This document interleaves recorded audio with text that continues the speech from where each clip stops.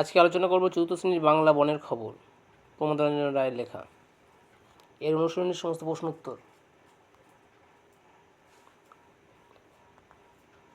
প্রথমে একের দাগ, প্রমোদরঞ্জন রায় চাকরি সূত্রে কোন কোন দেশ ঘুরেছেন? তিনি ভারত, বর্মা, শ্যামদেশের ঘন জঙ্গলে ঘুরেছেন। লীলা মজুমদার তার কে ছিলেন? তার মেয়ে ছিলেন। এরপর দেখো বর্ণ বিশ্লেষণ আছে। বর্ণ বিশ্লেষণগুলো তোমরা দেখে নিও। ক্রমাগত আছে, পাঞ্জা আছে, পশ্চিম আছে, কিরিবিলি আছে, তারপর প্রাণপণ আছে। এরপর চারের দাগ, বনের খবর গল্পটিতে এমন অনেক শব্দ আছে যা হাইফেন দিয়ে যুক্ত, সেগুলোকে লিখতে বলছে। তো তোমরা এখানে দেখে নাও সেগুলো। এরপর আছে বাংলা। তারপর পাঁচের দাগ আছে, দেখো ধনাত্মক শব্দগুলি বাক্য ব্যবহার করো, মৌলিক বাক্য রচনা করো। কিলিবিলি দিয়ে জলে মাছ কিলিবিলি করে। তারপর হুড়মুড় আছে, বৃষ্টির জলে মাটির বাড়িটা হুড়মুড় করে ভেঙে পড়লো। মিট মিট আছে, বিড়ালটা আমাকে মিট মিট করে দেখছিল। পট পট, পাটকাঠি পট করে ভেঙে গেল। মরমর আছে, একটা গাছ সিলভার করে ভেঙে গেল, মানে একটা গাছ মরমর করে ভেঙে গেল। থরথর কী হবে? শীতকালে বুড়ো মানুষ থরথর করে কাঁপে। গুড়গুড়, বর্ষায় মেঘের গুড়গুড় শব্দ শোনা যায়। ফোঁস সাপেরা মুখ দিয়ে ফোঁস গর্জন করে। তারপরে একই ছয়ের দাগ, একই শব্দ পরপর দুবার ব্যবহৃত হয়েছে এমন কয়েকটি শব্দ নিয়ে লেখো।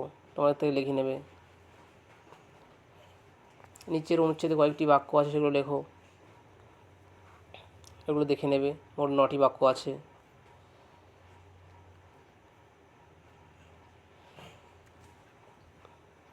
এরপর 9-এর 1 প্রশ্ন আছে, দেখো লুসাই পাহাড়ের বিস্তার কতখানি জায়গা নিয়ে? 650 থেকে 700 বর্গ কিলোমিটার জায়গা নিয়ে। লুসাই পাহাড়কে ভয়ঙ্কর জায়গা বলা হয়েছে কেন? দেখো উত্তর আমি লিখে দিয়েছি সব, পজ করে দেখে নেবে। তারপর 9-এর 3 আছে, হাতির রাস্তা পাওয়া গেলে লোকজন কেন খুব মজা হলো? এগুলো ভালো করে দেখে নেবে। গন্ডার দেখে শ্যামলাল কী করেছিল?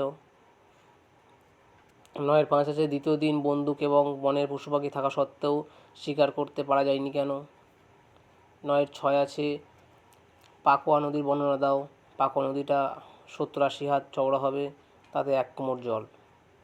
9-এর 7টা দেখো, লেখকের হু চিৎকার শুনে হাতিরা কী করেছিল? তারপর রাতে কোথায় তাঁবু খাটানো ছিল? 9-এর 9 হচ্ছে, মাতোয়ারা রাতে কোন হাতিতে বেঁধে রাখলো? 10-এর দাগের প্রশ্নটা দেখো ভালো করে, কীভাবে রাতে বুনো হাতি তাড়ানো হলো? এটা পজ করে দেখে নেবে। তারপরে লেখকের শুকনো নালায় নামার অভিজ্ঞতা নিজের ভাষায় লেখো।